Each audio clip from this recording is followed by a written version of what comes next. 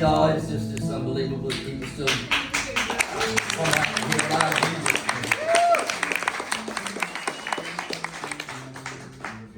We're gonna finish up with a song that I wrote about 10 years ago. It's a long story. I've told it so many times. I'm almost tired of telling it, but it kind of requires a little bit of a. Well, you tell it, so I don't have to tell it. That way, I can just sit here and do this, and you can tell the story. I bet you know it. I think I do. Should I tell the abridged version? Yeah, I kind of tell. Well, just whatever Jesus tells you to do. Jesus, help me out.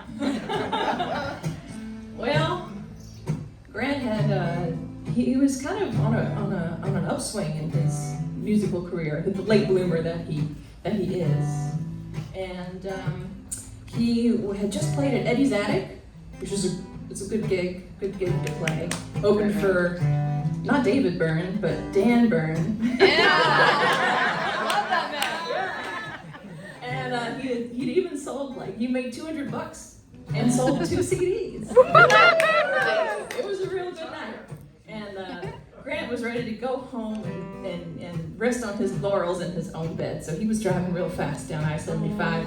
And just as he gets, not even to Valdosta, I don't know, he sees some blue and red lights swirling around behind him. So he pulls over, and sure enough, he gets handed a $187 speeding ticket. Tragedy. So when Grant has little setbacks, he can go from feeling just king of the mountain to he gets his voice in his head. He's keen to clarify it's always a woman's voice. And she starts yammering after the guy's back there processing his paperwork, and so she starts laying into him. What are you doing? Why do you think this is a good idea? Why do you think this is the career for you? Because 3 chords and you've written 4 okay songs. Okay, that's not part of the story.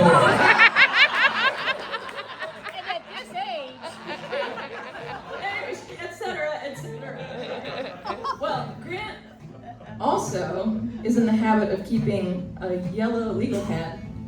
Just like this. He writes all of his set lists that he doesn't follow on them. But he also writes down inspiration. These are really good song catching devices. So he listens real good to her, and he starts writing down everything she's saying. And then he decides to write her back. So this song is that dialogue that they had on the side of the road. And she gets the first word. She says, "You're a slave to your imagination, chained to the throttle of a runaway train. All your life you looked upon creation, trying to find a window where you could escape. You call it art, but you're just jerking off. All you want to do is make a name for yourself.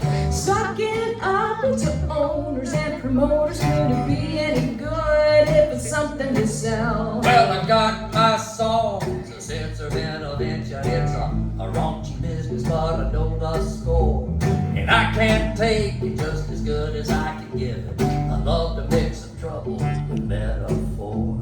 It's true, every song, man, it's just a compromise. But every now and then, I find a word will ring true. I hang my hat on the hook, I know I'll get 'em. I scribble down some bullshit and I call it a tune. Say you're a slave to your imagination, chained to the throttle of a runaway train.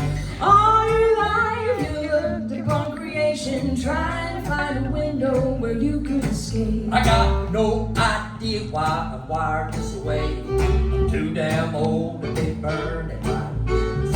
I guess I like the taste of a sticky situation. I never learned to love without making a mess. Many years I've been working on surrender. Never came to believe God was shaking on the street. Ain't no cure feel the streets. You're a slave to your imagination, chained to the throttle of a runaway train. All your life you looked upon creation, trying to find a window where you could escape.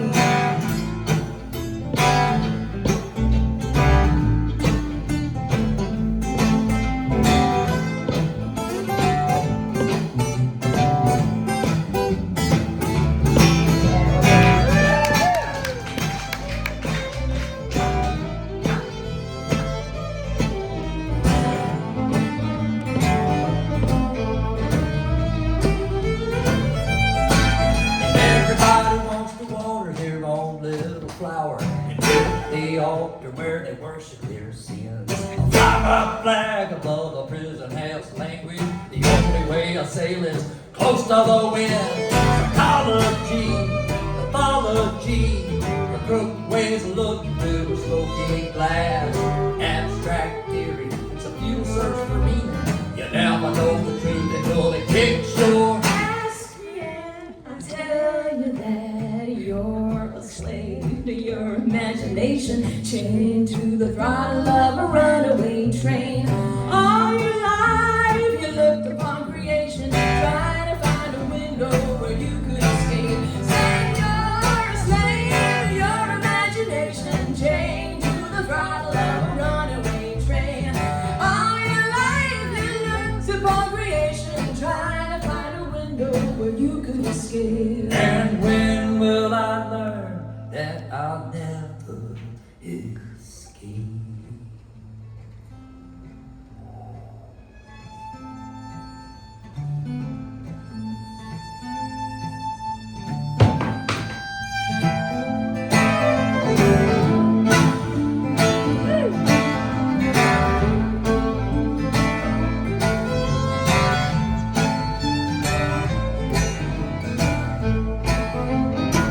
Thank you, Bad Dog Mama.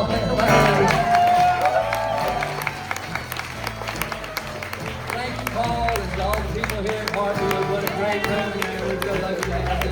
Thank you, Sarah Stovall.